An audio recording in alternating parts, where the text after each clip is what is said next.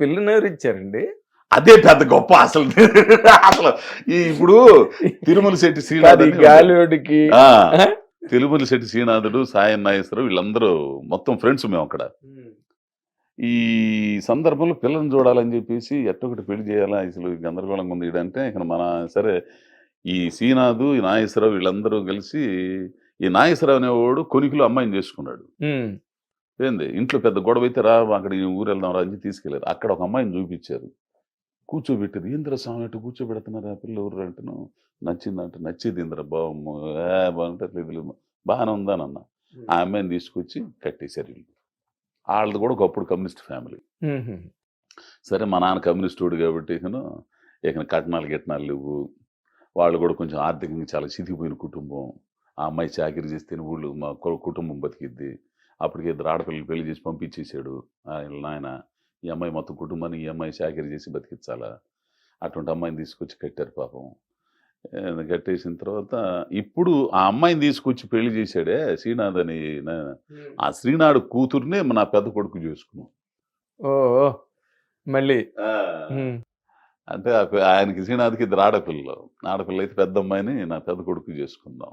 ఓహో. ఆ, మంచి కుటుంబం అసలు. కానీ పెళ్లి అయిన తర్వాత కష్టాలు మొదలయ్యి. అబ్బా మామూలుగా కాదండి. అదే మరి అసలు ఒంగోలులో కిళ్ళి బొంకోప్పుడైతే మధ్యాహ్నం అన్నం తెచ్చుకునేవాడిని. అన్నం తెచ్చుకుని అంత తిని దాచిపెట్టుకునేవాడిని. దాచిపెట్టుకుని ఇక సాయంత్రానికి అది మెత్తబడిపోయేది. మెత్తబడితే ఈ బోండాలు ఈ పకోడీ అమ్మేటప్పుడు నురుము మిగిలిదిగా, ఆ మురుము వేసుకుని దాంట్లో వేసి కలిపేసి మొత్తం కలిపి తినేసేవాడిని. తినేసి ఇక అక్కడెక్కడ పడుకునేవాడిని ఒంగోలులో టీడీపీ ఆఫీస్ ఉండేది అక్కడ అద్దంకి బస్ స్టాండ్లో. దాంట్లో పోయి పడుకునేవాడిని. అక్కడ పైన రేతిన ఆడ పడుకునేవాడిని. అప్పుడు పేపర్లు బొచ్చుడు ఉండేవి. 3 గంటల దాకా చదివేవాడిని అండి పేపర్లో పెద్దగా. అంటే ఏదో మొత్తానికి ఇదవుందా అట్లా ఆ టైంలో ఉండే సిటీ కేబుల్ న్యూస్ రీడర్గా పిలిచారు. అది ఎలా జరిగిందండి అసలు? మీరేమో కిల్లి బడ్డి కిల్లీలు కట్టుకోవడం, అద్దంకి బస్ స్టాండ్, ఇక్కడ సిటీ కేబుల్, అసలు ఇంకెట్లా? అట్లా అంటే చీరాల సిటీ కేబుల్ ఉప్పాల రామకృష్ణ గారు అని చెప్పేసి ఆయన అక్కడ ఏమైనా మేనేజరు బత్తిన కోటేశ్వరం అని చెప్పేసి ఉన్నాడు. అతను అక్కడ ఆయన కొంతకాలం పార్టీలో పనిచేసి, పార్టీ అంటే సిపిఎం కదండి, నక్సల్ గ్రూపుల్లో అనమాట ఇవన్నీ కూడా నాన్న ఏంది. సో పనిచేసి బయటకు వచ్చేసి ఇక అక్కడ మేనేజర్గా చేరాడు. కర్నేట్ రవి అని చెప్పేసి ఒంగోలులో మా అడ్వకేటు. వీళ్ళందరూ ఫ్రెండ్స్. న్యూస్ రీడర్ కావాలన్నారు, వార్తలు చదవాలంట, సిటీ కేబుల్ పెట్టారు ఇక్కడ, మన వాళ్ళు ఆడ గోసుగాడు ఉన్నాడు కదా గొంతు బాగుంటుందాడు అని చెప్పేసి వీళ్ళు అనుకుని రవికి ఫోన్ చేసి, రవి ఏమన్నా నన్ను పిలిపించి ఒంగోలులో ఇట్లా కోటి పిలుస్తున్నాడు నువ్వు పో కొంచెం అని చెప్తే అక్కడ పోయేసి ఇక పేపర్ తీసుకుని సిటీ కేబుల్ ప్రేక్షకులకి స్వాగతం ఇవన్నీ చదివించారు. ఆయన చూసి అప్పుడు నాది ఈ సైడ్ ఉండేది, ఇది పోయింది, ఈ సైడ్ ఉండేది. చూసి బట్టతల ఉంది, ఏం అవసరం లేదు, వాయిస్ బాగుంది, బాగా చదువుతున్నాడు ఈయనే అని చెప్పేసి పెట్టారు. అదండే స్టార్ట్. ఫస్ట్ నన్ను నేను సిటీ కేబుల్ తెర మీద చూసుకున్నా. ఇక పిచ్చి పట్టినట్టు అక్కడే ఉండిపోయి ఉండండి. నా చేత యాడ్స్ గీడ్స్ మొత్తం ఒక 3,000 రూపాయలు ఇచ్చేవాడు. ఆ 3,000 రూపాయలు తీసుకొచ్చి ఈ అమ్మాయికి ఇచ్చేసేవాడిని. ఇక అన్నం ఆడే, అదే కదా అన్నం పెట్టేవాళ్ళు. ఏంది అవును, టీలు కాఫీలు టిఫిన్లు అన్ని అక్కడే అయిపోతాయి. అన్నం పెట్టేవాళ్ళు. గడిచిపోతుంది ఇక నాకట్ట. వార్తలు చదవాలి పొద్దున్నే 6 గంటలకల్లా చదవాలా. ఈ 4 గంటలకు 5 గంటలకు షూటింగ్ పెట్టేవాళ్ళు. ఇట్లనే నేను 3 గంటలకి లేచి సైకిల్ వేసుకుని వెళ్ళేవాడిని. అబ్బా ఏంది అసలు చాలా విచిత్రంగా ఉండేది. అసలు ఇంతవరకు చొక్కా ఉండేది, కింద డ్రాయరు లుంగి ఉండేది, ఇక్కడ టై కట్టేవాళ్ళు బల మీద అట్ట కూర్చో, వాళ్ళే విచిత్రంగా ఉండేది. అసలు మీద టై షర్ట్ కిందనేమో నిక్కరు. ఈ టై 2 షర్ట్లు అక్కడ ఏలాడదీస్తే ఈ టెక్నీషియన్స్ అందరు ఉండేవాళ్ళు. వాళ్ళు ఎవడో ఒకడు వచ్చేసి దాన్ని తుడుచుకోవటం లేకపోతే ఏదో చేసి తల కింద పెట్టుకుని మొత్తం చేసి ఏమన్నా లేచి నేను నిద్రలు ఇచ్చుకొని ఏంది గౌకున ఇదంతా సదరం చేసేసి మళ్ళీ కట్టుకుని పెట్టుకుని వాళ్ళే విచిత్రమైన సంఘటనలు సార్ అయ్యా. అట్లా వార్తలు బాగా ఇదవటంతోనే విజయవాడ సిటీ కేబుల్కి నా వాయిస్ వెళ్ళటంతోనే పర్వతనేని శివప్రసాద్ గారండి, అన్నగారు అంటారు ఆయన, క్రియేషన్స్ చూసి ఈ వాయిస్ ఎవరిదంటే చీరాల సిటీ కేబుల్ ఉన్నట్టు పిలిపించాడండి. పిలిపించి నువ్వు ఇక్కడ ఉండని చెప్పేసి మాట్లాడించి అప్పుడు ప్రోగ్రామ్ డైరెక్టర్గా క్రియేషన్స్లో నన్ను పెట్టారు విజయవాడలో. 5,000 రూపాయలండి. 5,000 రూపాయలు ఇచ్చేవాడు ఆయన. అట్లా ఇకను ఏ ఏడాదండి ఇది? ఏడాదంటే 2003 ఆ ప్రాంతంలో అనుకుంటా. సిటీ కేబుల్ రామకృష్ణ గారు ఉన్నారు. అప్పుడు నేను వచ్చాను, కాల్ చేశారు ఆయన. నేను జీరాల సిటీ, విజయవాడ సిటీ కేబుల్ అడుగు పెట్టాను, అక్కడ క్రియేషన్స్ లో అడుగు పెట్టాను, కాల్చి పడేశారు ఆయన, చచ్చిపోయాడు. ఊరిడి ఇదేంద్ర స్వామి ఆయన. అది ఎలా జరిగిందండి అసలు? ఏదో మొత్తానికి కేబుల్ గొడవలండి, కేబుల్ గొడవలు అయితే కాల్ చేశారు, చంపేశారు ఆయన్ని. అది మంచివాడు అండి అతను రామకృష్ణ గారు. తర్వాత అక్కడి నుంచి ప్రయాణం బిగినైందండి. ఓకే, ఈ యాడ్స్ ఫ్యామిలీని తెచ్చేసుకున్నారా? ఊళ్ళోనే ఉంటది ఆమె. ఇకను నేను వత్తా పోయేవాడిని అన్నాడు, పాసింజర్ ఎక్కేవాడు. పొద్దున్నే 6 గంటలకి పాసింజర్ ఒకటి ఉండేది, విజయవాడ వచ్చేసరికి 9:30, 10 అయ్యేది. మళ్ళీ వచ్చేసి ఇక్కడ చేసి మళ్ళీ బయలుదేరేవాడిని. మళ్ళీ బయలుదేరి పాసింజర్కి వెళ్ళేసరికి ఇక్కడ 9, 10 అయ్యేది చేరాలి. మళ్ళీ ఇక్కడ వార్తలు చదివేవాడిని మళ్ళీ పొద్దున్నే. అప్పుడు కూడా ఇక సంసారం పెద్దదైంది, 2 పిల్లకాయలు పుట్టారు. చంద్రశేఖర్ ఆజాద్ ఒకడు, భగత్ సింగ్ ఒకడు పుట్టారు. చాలా ఇబ్బందిగానే ఉంది కుటుంబం అంతా కూడా, సరిపోయేది కాదు. అన్నం ఏమైనా తీసుకుని వెళ్తుంటే ఈ అమ్మాయి ఏమైనా ఈడు మనం బయటకు దోచేసి అడిగిన నన్ను కుటుంబంలోంచి. ఏం చేయాలి ఇక అర్థంగా బయటకు వచ్చాను, రెంట్గా అద్దెకు ఉండాలా. ఎవరు, మీ నాన్నగారా? ఓకే. ఇకను ఈ అమ్మాయి పొద్దున్నే అన్నం వండి పెట్టేది, కూర వేసేది, మధ్యాహ్నానికి అది మెత్తబడిపోయేది. ఒక్కో టైంలో బియ్యం లేకపోతే నూకలో అన్నం వండి పెట్టేది. సరే ఇక్కడ సిటీ కేబుల్ అందరు కూర్చొని తినేవాళ్ళు మధ్యాహ్నం, నేనేమో సపరేట్గా ఆడని కూర్చొని, అందరం కూరలు పంచుకునేవాళ్ళు. మందే పచ్చడి మెతుకు లేకపోతే ఏదో ఉండేది. అది ఏంది అట్లా ఉంటావు అని చెప్పేసి లాక్కొచ్చేవాళ్ళు. మనం చాలా ఇబ్బంది అయ్యేది, అసలు ఇబ్బంది అయ్యేది. అప్పుడు మనల్ని గమనించి పివిడి ప్రసాద్ అని ఒక్కరోడు ఉండేవాడు, ఒక అతను ఉండేవాడు. ఏమండే మనం ఈరోజు ఒక చోటకి వెళ్తున్నాం రండి అంటే, బోధిన వస్తాం కదండి, తర్వాత తినచ్చలే రండి అని శ్రీనివాస్ హోటల్ అని ఉండేది. తిన్నోళ్ళకి తిన్నంత బిర్యానీ పెట్టేవాళ్ళు. 100 రూపాయలకే గవర్నర్ పేటలో ఆడ పెట్టించేవాడు అండి. విజయవాడ సిటీ కేబుల్లో పర్వతనేని శివప్రసాద్ క్రియేషన్స్లో నాకు అన్నానికి లోటు ఉండేది కదండి. అన్నానికి బాగా అన్నం పెట్టేవాళ్ళు. నిజంగా చాలా ఇదండి అసలు. వాళ్ళు ఆనందంగా ఉన్నారా ఇంటి దగ్గర? కంఫర్ట్ సరిపోయేది కాదు. ఇక నీ అమ్మాయి కూడా పనికి వెళ్ళి అట్ట సంపాదించుకునేది, కొంచెం కూలి పనికి అటు ఇటుకి వెళ్ళేది. ఇక ఆ తర్వాత కాలంలో విజయవాడ సిటీ కేబుల్ చేసేటప్పుడు ఈ అంత్యాక్షరి ఇవన్నీ ఉండేవి. దానికి కుంచేరావు గారు, సునీత గారు వీళ్ళందరూ యాంకర్లకు వచ్చేవాళ్ళు. పృథ్వీ, రఘుబాబు వీళ్ళందరూ వచ్చేవాళ్ళు. ఈ కుంచేరావు ఏం చేస్తున్నాడు, రే ఇక్కడ ఎన్నో ఇందిరా, నువ్వు హైదరాబాద్ రారా, ఇదేంట్రా టాలెంట్ అంతా ఇక్కడ ఉంటుంది ఇందిరా, నీ బ్రహ్మాండంగా ఉంటావు అని నన్ను రెచ్చగొట్టేవాడు. అవునా నిజమా, హైదరాబాద్ పోతే వేషాలు ఇందిరా బ్రహ్మాండంగా వస్తుంది నువ్వు అదనేవాడు. ఇవన్నీ ఆలోచించా, 2-3 సంవత్సరాలు ఆలోచించా. ఇక ఆయన ఏమన్నా రే నీ ఇష్టం రా తర్వాత అని అనేవాడు.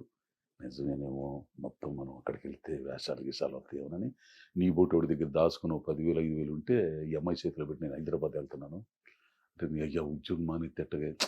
ఈ పర్వతనేని శివప్రసాద్ గారు ఏమో, నువ్వు అనవసరంగా వెళ్తున్నావు, నువ్వు దొరకొండలు నువ్వు చాలా ఇబ్బంది పడతావు ఇండస్ట్రీ అంటే, నీకు తెలియట్లేదు, కావాలంటే జీతం ఏమైనా పెంచుతాను అని అనేవాడు. పంపించట్ల ఆయన. అవును, మీలాంటి వాయిస్ దొరకద్దా మరి? పంపించట్ల. ఆయన చాలా దూరం ఆలోచించాడు. నేను ఒక రోజున పెద్ద ఉత్తరం రాశా, బయలుదేరుతున్నానండి, నేను పరీక్షించుకుంటాను, అపజయం పాలైతే మళ్ళీ మీ దగ్గరకు వస్తాను, విజయం సాధిస్తే మీకు అంకితం చేస్తానని చెప్పి రాసేసి ఆయన వచ్చేసరికి ఆయన బల్ల మీద పెట్టి దొబ్బా, వెళ్ళిపోయా. ఇక్కడికి వచ్చేసరికి అక్కడ కార్యక్రమాలు చేసేది ఎవరు, ఇక్కడ రఘు, మాటివి రఘు ఉన్నాడే, మన రఘు ఇన్ఛార్జ్. ఇక్కడ ఇవన్నీ తీసి పంపించేవాళ్ళు. అక్కడ సినీ సందడి, ఈ వారం సినిమా ఇవన్నీ చేసేవాళ్ళం, నేను చేసేదాడ. ఇక్కడికి వచ్చా, ఏందన్నా ఇట్లా వచ్చేసాను. వాళ్ళు ఏం చెప్పలేరు ఇక్కడ. సరే వాళ్ళ రూమ్లో వాళ్ళు తిప్పుతున్నారు, అటు ఇటు తిప్పుతున్నారు. నాకేదో 2 ప్యాంట్లు, ఒక లుంగి, ఒక సొక్క సంచి తీసుకుని వచ్చా. నువ్వు ఆర్టిస్ట్ ఏందన్నట్టుగా అనలేక నాతో. అవును, ఏంది వచ్చాడు, సరే ఇది చేశారు. పాపం నాకు తెలిసిపోయిందండి, 3 నెలలకి దారి తప్పాం, ఇది కూడు కాదు మనకి, ఇది నాయన ఇంత ప్రపంచంలో మనం ఏడ తట్టుకోగలరు నాయన, వేషాలు ఏంది, ఇదేంది, అనవసరంగా వచ్చేసాం, అది బ్రహ్మాండం బో దొరికేది, ఏంది ఇదేంది, చాలా ఇంటికాడ నుంచి ఫోన్లు, అయ్యా వెళ్ళిపోయావు నువ్వు, ఏంది పిల్లకాయలు, ఇది గచ్చంతలేక ఊరు వెళ్ళిపోదామని డిసైడ్ అయిపోయా.